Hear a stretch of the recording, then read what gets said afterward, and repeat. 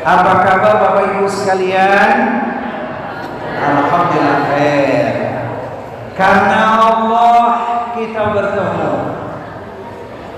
Cakep katanya. Karena Allah kita bertemu. Karena ukhuwah jangan berpisah. Kita bertemu di majelis ilmu, semoga Allah turunkan barokah. Amin ya rabbal alamin. Ingat persaudaraan, kalau karena Allah menghantarkan kelak kita di surganya Allah. Komunikasi lewat udara, walau hanya sekedar WA, bersahabatlah lillahi ta'ala agar kelak kita bersama di surga. Amin Allahumma amin. Khusus untuk pasangan suami istri, menatap awan ke angkasa sungguh tinggi, tidak terkira. Menikah bukan sekadar cinta, namun ingin sehidup. Yang bilang semati siapa? Sehidup. Nah, saya ulangi ya. Menatap awan ke angkasa sungguh tinggi, tidak terkira. Menikah bukan sekadar cinta, namun ingin sehidup sesurga. Kata siapa, Bu? Kata siapa, Bu? Kata kita semua. Insya Allah. Kalau kita ditanya, sudah berapa kali kita laksanakan peringatan Isra Mi'raj? Jawabannya sudah nggak kehitung ya Bu ya. Tapi adakah pengaruhnya dalam kehidupan kita? Insya Allah. Saya melihat wajah-wajah ahli surga di sini. Amin ya rabbal alamin. Maka insya Allah momentum tausiah malam hari ini, hikmah Isra Mi'raj, semakin menguatkan keimanan dan ketakwaan kita. Amin Allahumma amin. Baik, Bapak Ibu sekalian, pencinta ilmu, perindu surga. Kalau bicara Isra Mi'raj, itu kan momen spektakuler, peristiwa dahsyat luar biasa. Tidak terlukiskan dengan kata-kata. Bahkan orang mengatakan ghairu ma'qul, alias tidak masuk akal.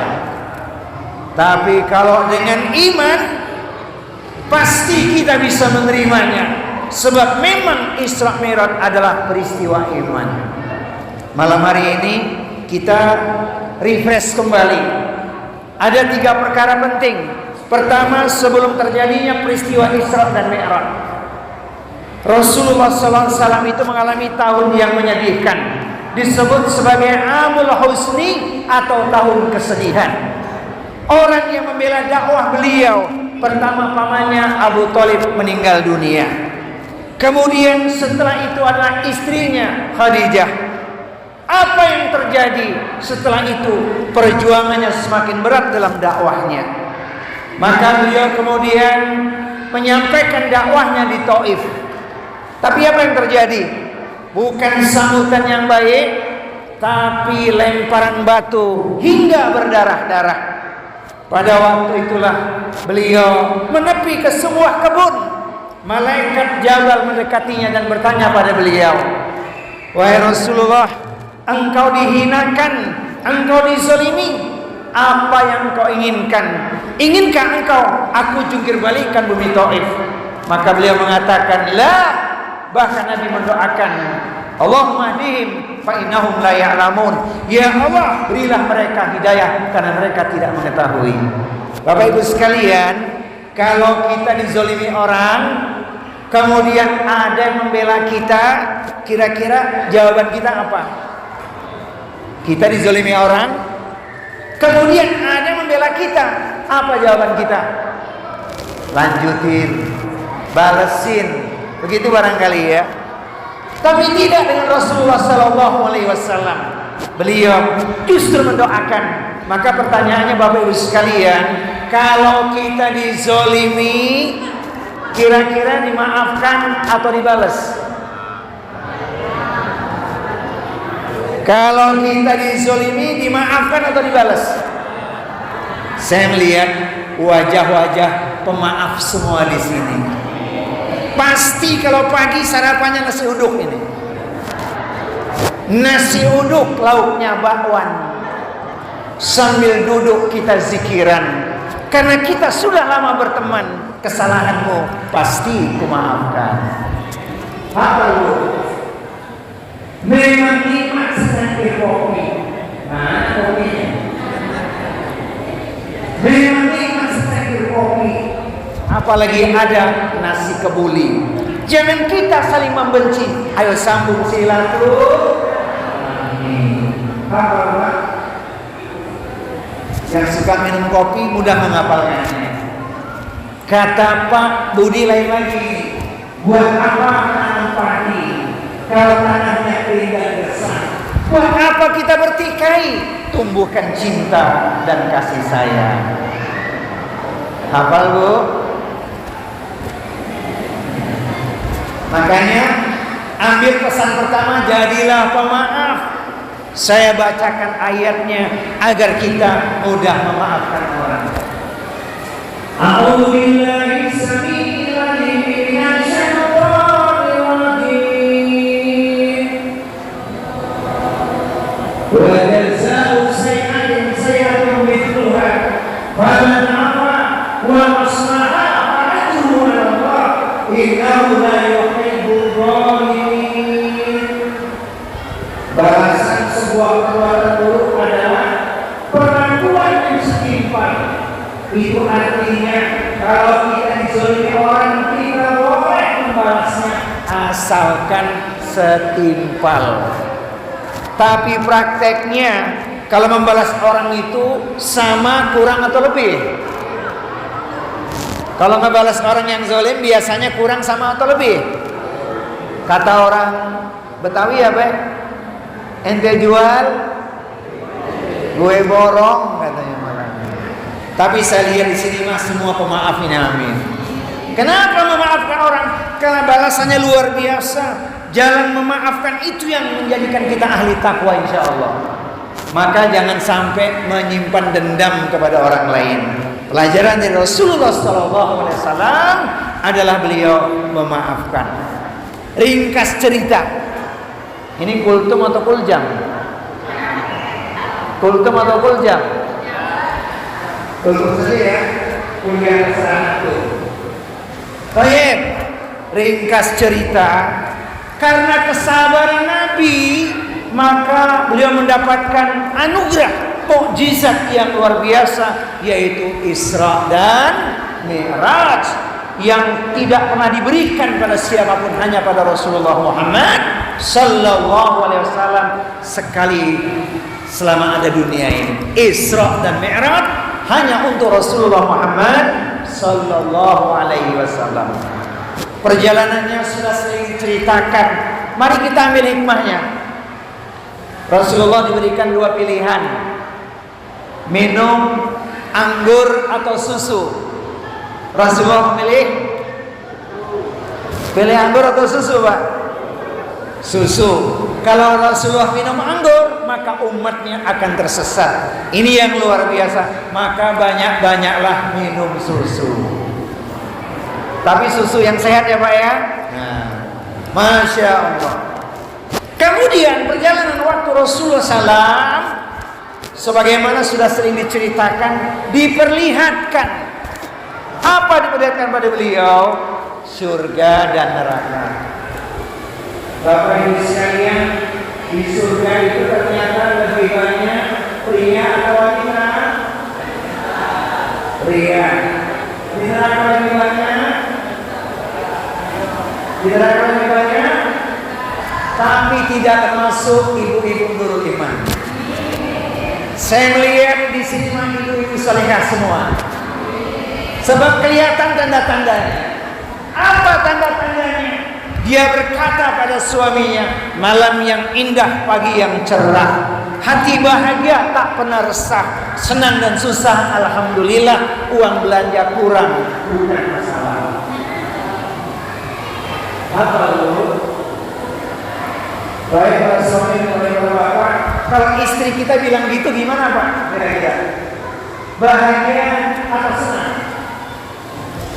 Saya ulangi kalimatnya ya Bu. Nanti sampaikan kepada bapaknya, katakan pada suami, malam yang indah, pagi yang cerah, hati bahagia, tak pernah resah, senang dan susah, alhamdulillah. Uang belanja kurang, apa? Uang belanja kurang, minta tambah katanya Pak. Masya Allah. Nah itu ciri wanita soleh. Apalagi ciri istri solehnya, dia senantiasa mudah menyikapi keadaan.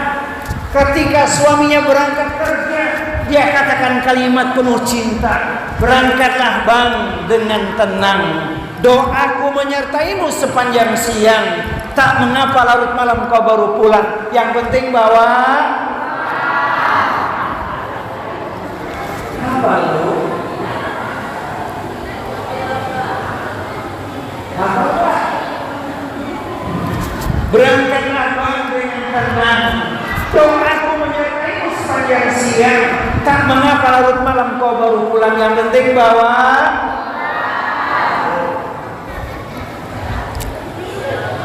Bapak sekalian. Kalau istri kita bilang itu apa jawabannya Pak? Katakan kepada istri, apa kalimatnya? Maafkanlah aku sayang. Cakep dong, cakep. Maafkanlah aku sayang, larut malam baru pulang. Engkau di rumah pasti senang, aku pulang bawa ayam panggang. Coba dulu, belum bagian. Makanya kasih pesan sama suami yang ringan-ringan aja, jangan yang berat-berat. Contohnya gimana? Katakan pada suami ketika akan berangkat kerja, hati-hatilah bang di jalan, tundukkan pandangan, fokus dengan pekerjaan, jangan lupa pulang bawa mendoan. Ingat dulu mendoakan. Nanti suami ibu akan menjawab, pesanmu tak lupakan, pandangan ku tundukkan, jangankan mendoan yang kau inginkan, kapal selam pun aku berikan. Apa kapal selam Pak? Masya Allah.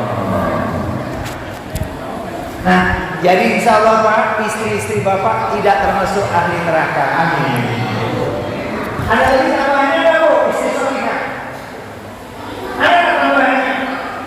Dia berkata pada suaminya, buah manis, buah kedondong, yang penting servisnya dong. Pelayanan yang baik, doa terindah kepada para suami ya. Makanya iringi dengan doa, insya Allah barokah, amin. Allahumma amin. Jadi ringkas cerita, di surga banyak pria, di neraka banyak wanita. Tapi insya Allah tidak termasuk para wanita Masjid Nurul Iman. Amin. Mudah-mudahan kita semua dikumpulkan di surganya Allah. Amin ya Rabbal alamin. Baik, itulah perjalanan dengan cerita ringkasnya. Lantas, apa yang kita dapat dari hikmah Isra dan Mi'raj? Pasti peristiwa itu di atas nilai diri kita, menunjukkan kepada kita bahwa risalah yang tidak ada gantinya, yang tidak bisa diwakilkan adalah adanya perintah salat. Ya, malam hari ini jamaahnya ada 300 orang. Berarti salat subuhnya jamaahnya sama ya. Kita ngambil yang ringan-ringan saja ya. Sebab kisi-kisi Isra Mi'raj itu banyak. Sesuai waktu diberikan kepada saya. Mengapa kita tunaikan sholat? Sebenarnya jawabannya sederhana. Sholat itu kan identitas umat Rasulullah. Sebagaimana Quran surat Al-Fatih surat 48 ayat terakhir 29, yaitu tarawih bukan sujada, engkau lihat mereka rukuk dan sujud kepada Allah. Siapakah mereka? Mereka lah ahli sholat. Maaf, ahli sholat bukan tukang sholat. Bapak sekalian, beda ya? Ahli sholat sama tukang sholat beda kan? Beda kan tukang sholat sama ahli sholat? Kalau tukang sholat yang menjadi sholat, ahli sholat memahami nilai sholat itu sendiri, memberikan pengaruh yang signifikan bagi kehidupannya. Itu yang dikatakan Syekh Muhammad Abdul, walikulli ibadatin minal ibadati shahihah al-harb bitakmini akhlaqi qaimiha. Setiap ibadah yang dilakukan dengan baik dan benar bisa memberikan pengaruh yang signifikan di dalam memperbaiki moral atau akhlak seseorang. Jadi ahli sholat, saya yakin di sini semuanya ahli sholat. Amin ya rabbal alamin. Itu yang pertama. Yang kedua, risalah sholat sesungguhnya ibadah yang menjadikan kita menghambakan diri kepada Allah Subhanahu wa taala. Sholat hanya boleh kita persembahkan untuk Allah saja, tidak kepada siapapun. Makanya ayatnya kasih lagi itu, qul inna sholati wa nusuki wa mahyaya wa mamati lillahi rabbil alamin. Katakanlah, sesungguhnya sholatku, ibadahku, bahkan hidup dan matiku, semuanya ku persembahkan untuk Allah semesta alam. Nomor satu adalah salat sebagai penghambaan diri kita kepada Allah Subhanahu wa taala. Makanya salat itu menjadi kebutuhan, bukan lagi menggugurkan kewajiban, bahkan menjadi kenikmatan. Dua, ini hikmahnya banyak ini ya. Yang ketiga, sesungguhnya sholat itu adalah bentuk rasa syukur kita kepada Allah Subhanahu wa taala. Orang kalau bersyukur pasti sholatnya istiqomah. Saya mau ngetes dulu Bapak Ibu sekalian. Saya tanya ibu-ibu dulu. Bangun tidur terus. Bangun tidur terus. Jangan mati berdoa. Tandanya kurang bersyukur itu. Iya, kan sebelum tidur berdoa. Bismillahirrahmanirrahim. Ayah orangmu masa mau tidur langsung mandi?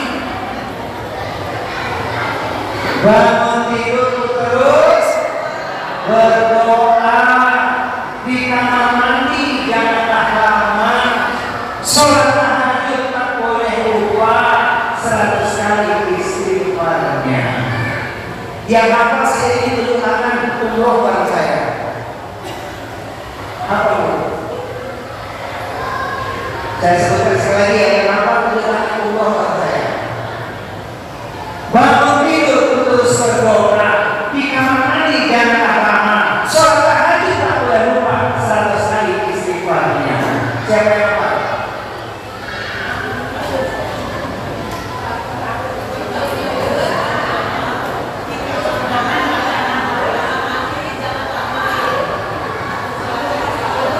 Selanjutnya, terus,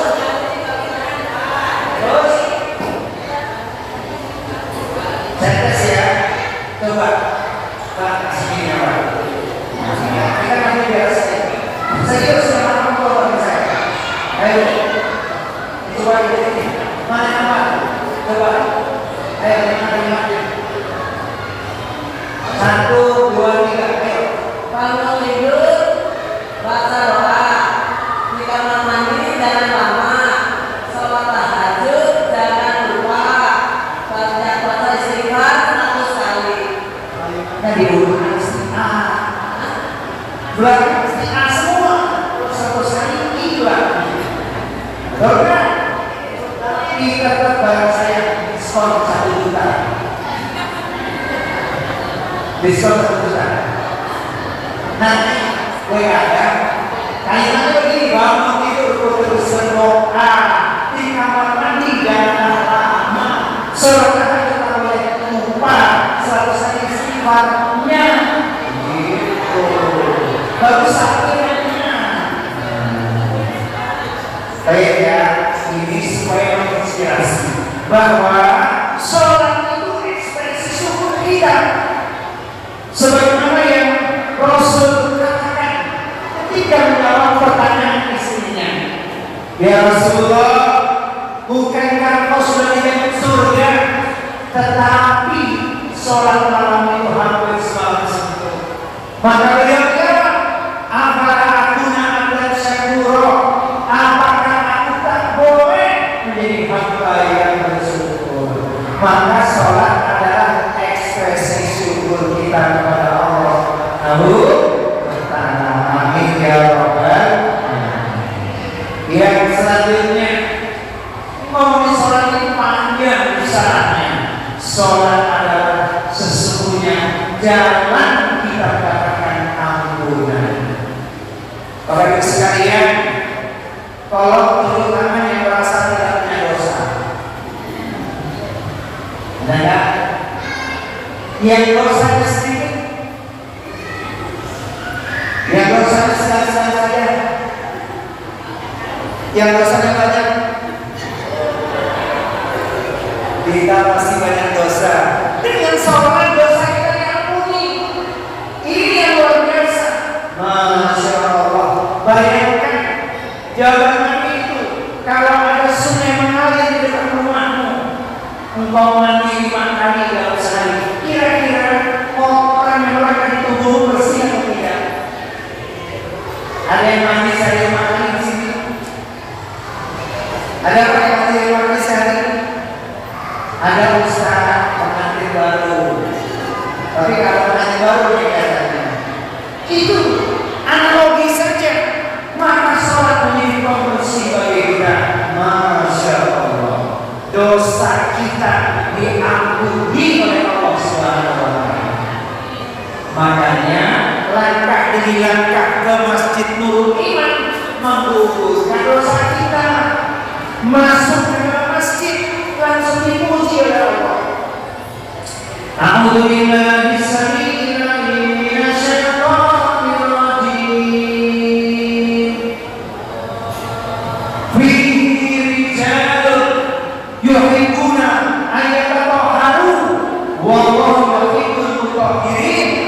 Di dalam masjid itu ada orang-orang yang ingin membersihkan dirinya. Allah cinta kepada orang-orang yang membersihkan dirinya. Masya Allah. Bapak Ibu sekalian, ingat, masuk ke masjid dipuji oleh Allah Subhanahu wa Ta'ala. Quran surat At-Taubah surat 9 ayat 108. Makanya semangat kita untuk melakukan salat berjamaah. Apa kata Imam Syafi'i dikaitkan dengan salat berjamaah? Wa ammal jama'atu fala tuhisu fi tahtiha illa min awli.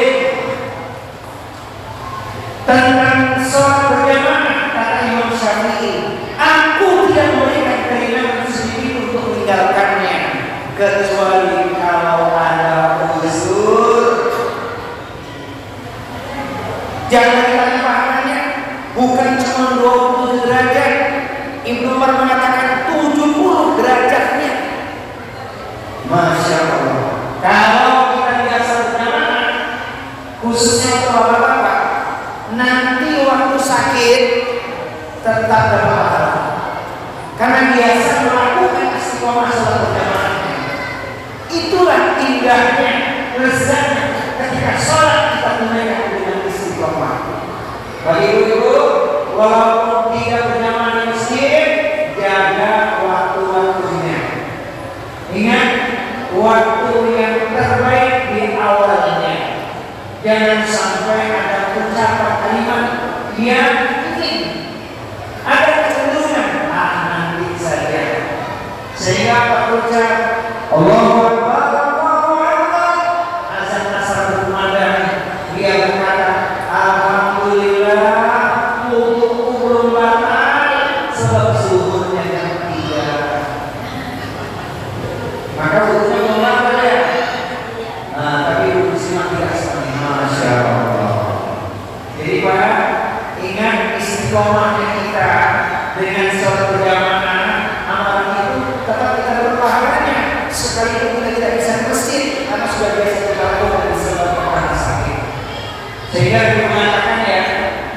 menarik sekali ucapan Nabi. Ma yusibul muslima min nasabin wala wasabin wala hamlin wala husnin wala adha wala qamin hatta syawkati syakuha illa kafahu bi'an faqayahu. Tidak ada satu musibah yang ditimpa pada diri setiap muslim, penderitaan, kesedihan, sakit, gangguan, budak hati, bahkan sekalipun dunia musuhnya, kecuali menjadi penghapus dari dosa-dosa dan kesalahan-kesalahannya. Itu karena apa? Karena ketika dia sehat, dia manfaatkan untuk sholat istiqomah, dia jaga berjamaah di ibadah. Saudara sekalian, izinkan saya bertanya, kira-kira pilih mana ya? Sehat dan selalu bertambah atau sakit dosa diampuni? Bu, pilih mana? Sehat dosa bertambah, sedang sakit dosa diampuni, pilih mana?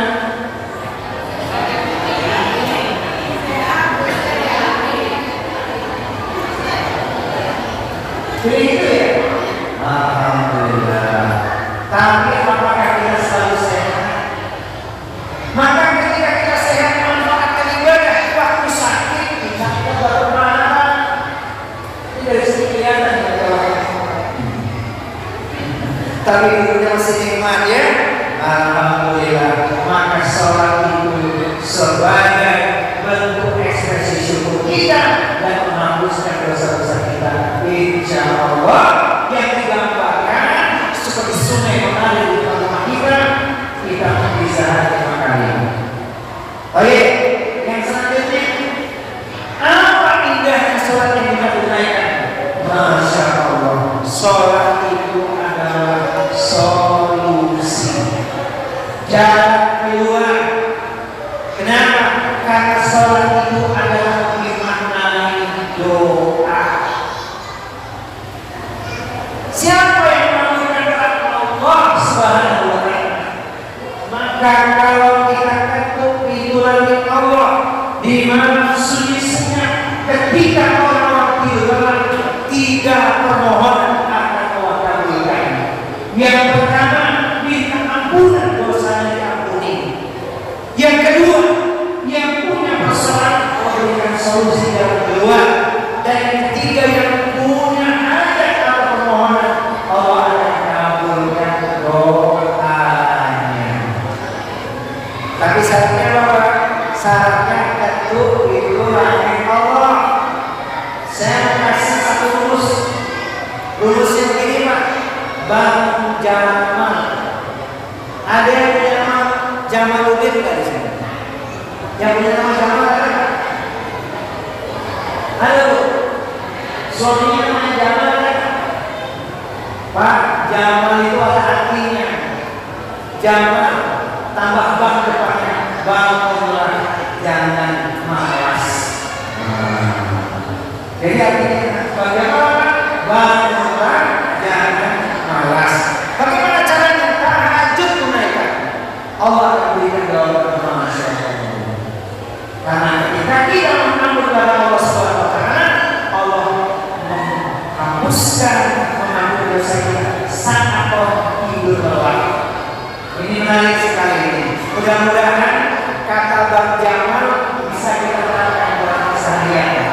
Apakah artinya Bang Jamal? Bangunlah, jangan malas. Gitu ya. Bahkan dalam sebuah hadisnya hadis Ahmad, ini romantis sekali hadis ini. Mudah-mudahan Bapak Ibu menerapkan kehidupan sehari-hari.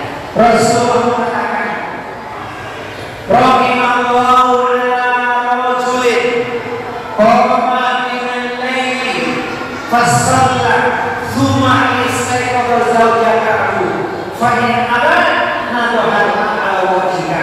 Allah merahmati seorang suami yang bangun malam, kemudian dia bangunkan istrinya untuk sholat malam.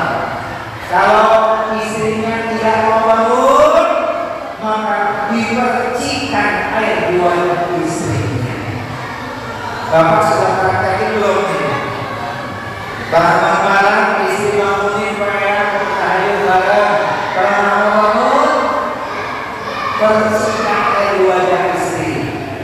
Tapi ibu jangan khawatir ya. Hadis ini juga berlaku bagi para istri.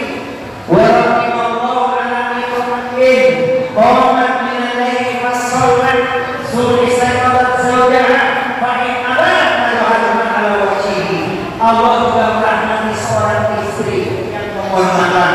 Kemudian dia bangunkan suaminya untuk sholat malam. Kalau bangun sama percikan air di wajah suaminya. Itu suara itu. Ingat bu, percikin bukan guyurin ya. Itu rumusnya Pak. Itu hadis romantis luar biasa. Masya Allah. Mudah-mudahan mulai malam ini ya dipraktekkan suami istri. Ya, insya Allah.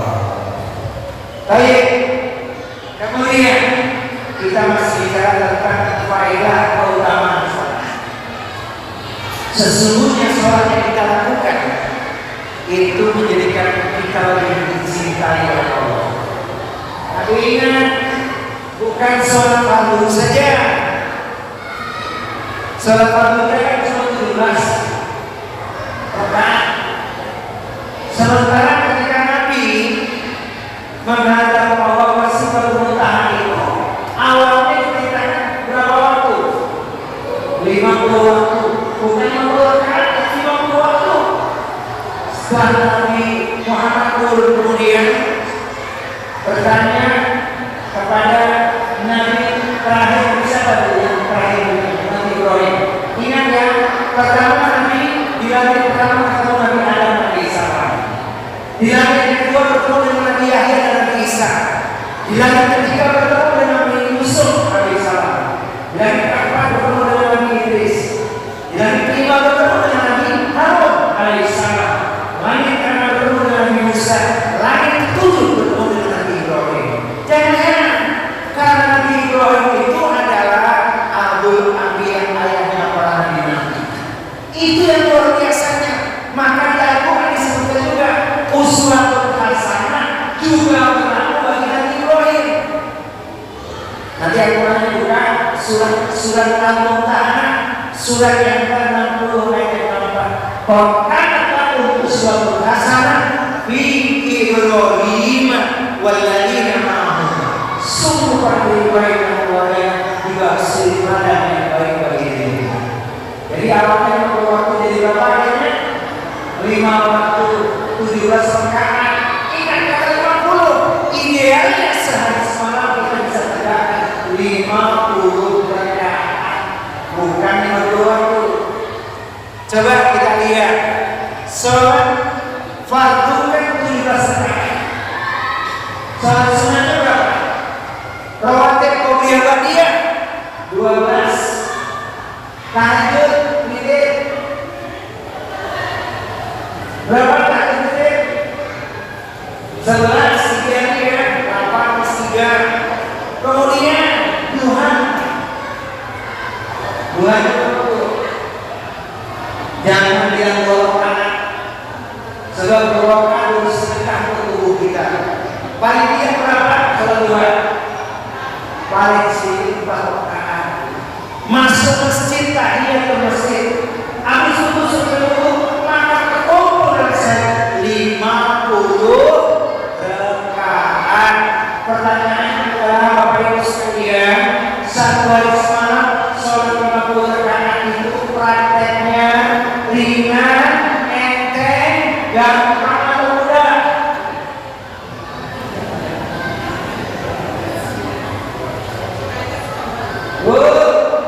Sholat saya 50 rakaat yang wajib dan sunnah prakteknya ringan, enteng, gampang atau mudah?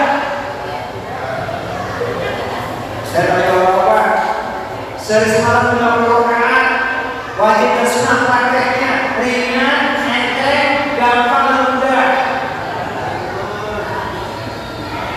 Yang susah ya, yang susah. Katakan insya Allah mudah. Kenapa? Karena kita masih sedikit, betul.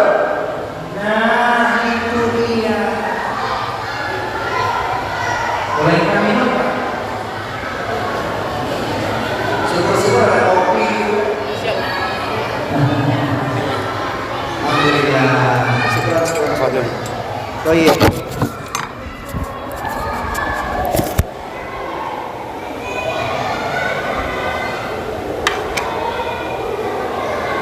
Bismillahirrahmanirrahim. Pak, silakan Pak. Bu.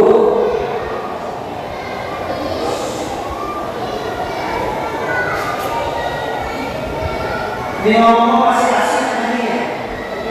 Masih asik kan? Baik. Jadi kalau kita ingin lebih dicintai Allah, lakukan dan semalam berapa rakaat? 50 rakaat insya Allah. Apa kata Rasulullah Sallallahu Alaihi Wasallam? Wa ma yazalu abdi yataqarrabu ilayya bin nawafil hatta uhibbahu, dan hambaku yang terus-menerus mendekatkan diri kepada dengan sholat sunnahnya, maka aku semakin mencintainya. Sebab sholat fardu kita hanya 17 rakaat, sementara sholat sunnah kita sebenarnya tidak terbatas. Ya, kalau kita bulan Ramadan di masjid kita tarawihnya 11 atau 23. Alhamdulillah. Tapi soalnya berilah gitu ya. Alhamdulillah. Tapi yang 11 alhamdulillah. Yang tidak elok, jangan salat tarawih gitu. Saya lihatnya kalau Ramadan semua ini. Masya Allah. Jadi kalau kita ingin dicintai Allah, maka semangat kita membangun ibadah sholat tarawih dan sholat sunnah kita. Ini penting. Yang berikutnya, ini puncaknya ibadah sholat itu kita tunaikan agar kita menjadi orang yang disebut ahlul khair. Apa bu? Ahlul khair itu orang yang baik. Orang yang baik itu pasti lengkap dia. Dia dikatakan juga ahli takwa. Seorang sahabat ahli takwa mengungkapkan dalam syairnya, walaupun kamu kayaknya ada bagian, wanasu awal kayak aku Rasulullah, ibumu wahai kalian telah melahirkan dalam keadaan engkau menangis, sementara orang-orang di sekitarmu tertawa bahagia. Sudah belum? Bu, sudah belum? Lahir menangis, orang tuanya tertawa bahagia. Sudah belum? Udah, sama kita anak kita lahir, cucu lahir, tetangga lahiran, kerabat lahiran, si bayi menangis katanya hidup, sementara orang sekitarnya tertawa bahagia. Namanya bayinya hidup. Tapi syair itu menjadi penutupnya harus kita renungkan. Kata sahabat Ali bin Abi Thalib, "Fahman liyaumika antakuna idza bakau bi yaumi mautika dhahikan masrura." Maka berbuatlah engkau jadilah orang baik sehingga di hari kematianmu orang-orang menangis kepergianmu, sementara engkau tertawa bahagia, engkau memegang dalam husnul khotimah. Udah belum ini? Udah belum Kak? Belum, kan masih hidup, ya kan? Tapi waktu orang-orang soleh dulu kita meninggal dunia, kita ingat jasanya, mereka sperma kita, kita mengesah orang tadi pengen seperti itu, yang bukan orang kebaikan kita, seperti kata gajah mati meninggalkan gadis, harimau mati meninggalkan, manusia meninggalkan, dan dilakukan. Tapi adalah nama baik. Ini penting dari ahlul khair. Masya Allah. Maka kebaikannya sekali lagi, Bapak Ibu sekalian, kira-kira bekal kita menghadap Allah sudah cukup atau belum? Cukup atau kurang? Kurang berapa? Sering nangis nggak? Seorang sahabat Mu'adz bin Jabal sering menangis terseduh-seduh di pojokan. Maka sahabat yang lain bertanya pada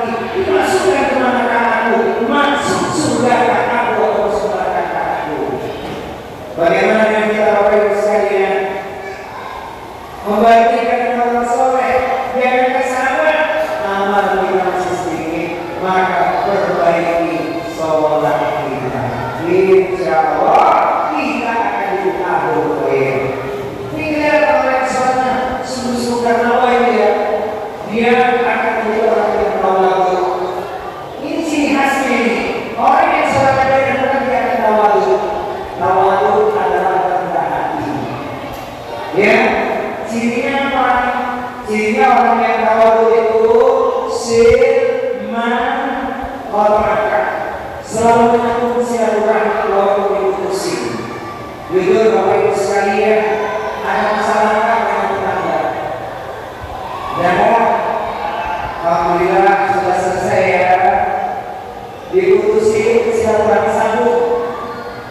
Kata Pak Budi, malam hari ini kita mengaji, bertemu teman-teman tadi bersenang.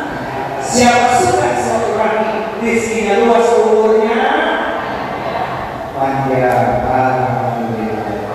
Ya, jadi yang suka menyambung silaturahmi sering diluruskan.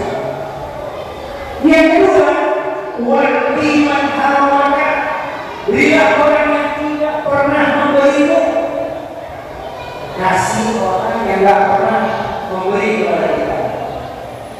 Kira-kira karena ini tahu orang itu tidak pernah ngasih, tapi kita ngasih terus saja. Ringan, enteng, gampang, mudah. Soalnya kalau kita punya yang salah, itu berarti ada udang di balik. Nah, beri orang yang tidak pernah memberi kita. Rumusnya mudah. Kalau kita ditolong orang yang belum pernah menolong kita itu ya, kita sesuatu pasti beda. Kita nggak pernah menolong orang, tiba-tiba dia menolong kita. Jangan heran karena kita biasa memberikan berulang kali pada orang lain. Itu rumusnya. Ya, ibu sudah pakai itu sangat banyak hikmahnya, pasti berbangga. Ya, ida bawa orang fakir mana orang besar, kalau kau masak banyak hikmahnya kasih berbangga. Wah berikut isinya orang saja. Ya, beri orang yang tidak pernah memberi. Kemudian yang ketiga, maafkan orang yang masih. Ini juga salah satu karakter orang yang dikatakan tawadu. Maka sholatlah yang menjadi jalan kita untuk menjadi orang yang bertawadu. Sebab kita biasa tunduk dan patuh kepada Allah Subhanahu wa Ta'ala. Kemudian alhamdulillah asbab karena sholat kita insya Allah dapat jaminan sebagai ahli surga. Yaitu saya mau nanya dulu nih, Bapak sekalian, nanti bikin masuk surganya sama siapa? Sama siapa? Sama istri, terus keluarga. Pengen masuk surganya sama siapa? Nah, ini juga ayatnya ya. Ini ayat yang buat kita semangat. Satu tujuan pengen hidup sesurga ya. Quran surah 13 ayatnya 23-24. Saya bacakan ayatnya. A'udzubillahi as-sami'il 'alim minasy syaithanir rajim. Jannatu adnin yadkhuluna wa man salaha min abaihim wa azwajihim wa dhurriyyatihim wal malaikatu yadkhuluna 'alaihim min kulli bab. Salamun 'alaikum bima sabartum fa ni'ma uqbad dar. Surga ada yang masuk dalamnya bersama dengan orang-orang yang soleh adalah mereka orang tua. Semoga itu orang tua kita semua. Amin Allahumma amin. Adalah mereka pasangan hidupnya, suami istri. Semoga kita dan istri kita. Amin. Kemudian siapa lagi? Anak keturunannya, cucu, cicit dan seterusnya. Di setiap pintu surga itu malaikat mengucapkan kalimat menentarkan jiwa, kalimat cinta, selamat sejahtera atas kesadaranmu. Ini akhir kesudahannya, engkau menjadi penduduk surga. Rumah, surga yang mana tuh? Surga yang mana? Surga yang mana yang kau suka? Kalau jawabnya ini apa? Surga Firdaus. Surga Firdaus yang aku suka. Kalau kau ingin masuk surga, satu syaratnya bertakwa. Misalnya surga apa? Surga Firdaus. Tapi kalau tidak punya surga ada, ya alhamdulillah. Kan surga ada dan satu keluarga, masya Allah. Surga mana? Surga mana? Saya sebuah doa akhirnya asbab doa ini dikubur di surga Allah bersama saya. Nah doa itu termaktub di Al-Quran Asy-Syu'ara. Surat apa? Surat Asy-Syu'ara, surat yang ke-26, ayatnya dari mulai 83 sampai 85. Boleh ikuti saya ya. Ayo, bulan dari Israel ada perbedaan doa. Yang doa itu dibaca oleh Nabi Ibrahim. Jadi kan sebagai amalan kita. Ayo sama-sama kita belajar. Rabbi habli hukman. Rabbi habli hukman. Wa alhiqni bis-shalihin. Rabbi habli hukman wa alhiqni bis-shalihin. Rabbi habli hukman wa alhiqni bis-shalihin. Ya Allah, berilah aku hikmah ilmu dan masukkan aku dalam golongan orang-orang yang soleh. Bahagianya kita jadi orang soleh. Itu ayat 85. Lapan nomornya waj'alni lisana sidqin fil akhirin. Waj'alni lisana sidqin fil akhirin. Jadikan aku buah bibirku untuk kata yang baik yang bisa orang kemuliaan akhlakku. Dan puncaknya ayat 85. Ayo sama-sama kita baca. Waj'alni min warasati jannatin na'im. Waj'alni min warasati jannatin na'im. Dan jadikan aku pewaris surga yang penuh dengan kenikmatan. Masih ingat saya pertama tadi menatap awan, gelar angkasa, suhu tinggi, tidak terkira mereka bukan sekadar cinta, namun ingin sehidup apa? Insya Allah. Akhirnya Bapak sekalian, tidak hanya kita berhenti di urusan peringatan saja. Yang paling penting adalah prakteknya. Ini yang paling penting ya.